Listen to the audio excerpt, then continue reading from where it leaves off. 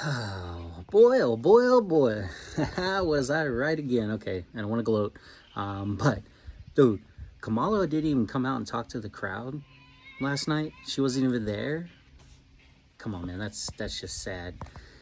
Supposedly she'll speak today. Let's see what she has to say. Let's see how many times she says Trump or attacks Trump. Um, you know what? It just shows that America wasn't that fooled. Half where it looks like almost half, but the main states, the ones that mattered, like Pennsylvania, that made a huge difference. Those folks saw through it. They saw through the or mainstream media's BS. They saw it through Hollywood. And you know what? I think people need to bombard the crud out of those Hollywood actors, those A-listers that talked all that crap about leaving the country. I think everybody that can on their social media say, when you leaving, when you leaving. If they got integrity, if they're going to say that out loud and they're going to talk like that, then get out of here. Leave the country. You don't belong in America anymore. You said you didn't want nothing to do with it. So I think they should get bombarded and heckled on their social medias like crazy. Tell them, stand up, use their integrity. Get the hell out of here, right? But anyway, good day. It's a good day in America. Let's see what happens. Hopefully crypto continues to take off. Hopefully Trump comes out and talks about getting rid of Gary Gensler again. Robert Moreno won, and that got rid of, I can't think of his name all of a sudden, that got rid of him. He was part of a big push against crypto, so that should make crypto people happy as well.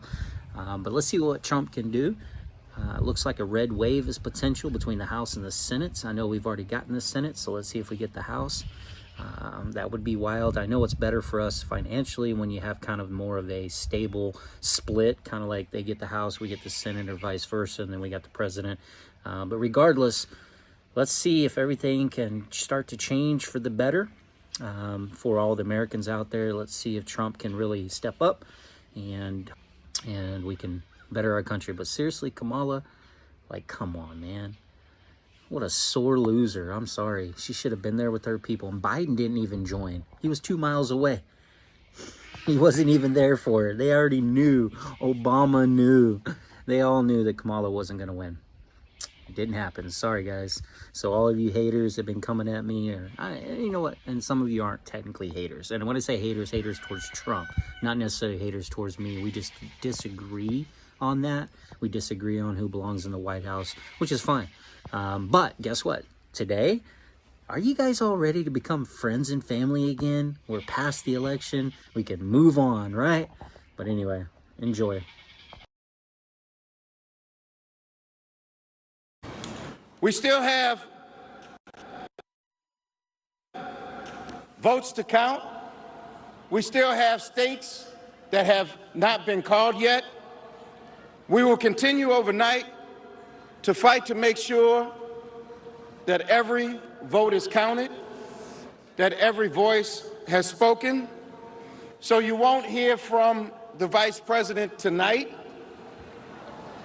but you will hear from her tomorrow. She will be back here tomorrow to address not only the HU family, not only to address her supporters, but to address the nation.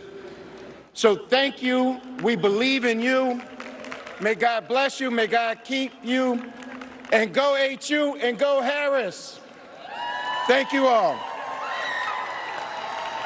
Never an easy moment for whatever campaign has to make that announcement into the evening and say, hold on here, and we're gonna hold out hope in the early morning hours.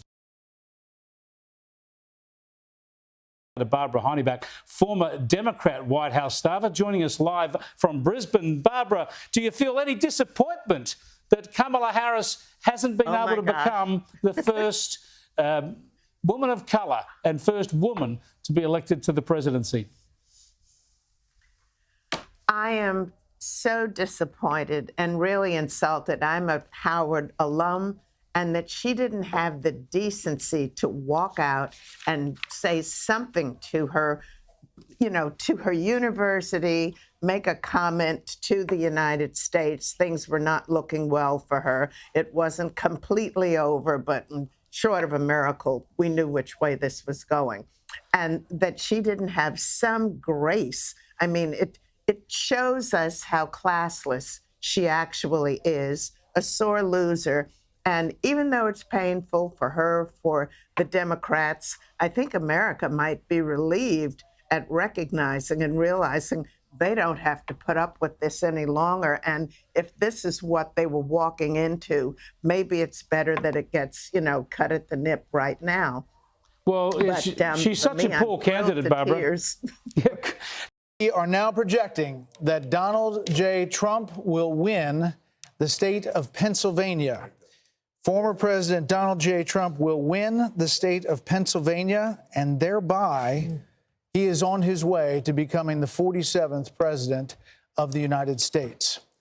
With this, the path for Vice President Harris has narrowed, and there's really no path going forward. It's vanished.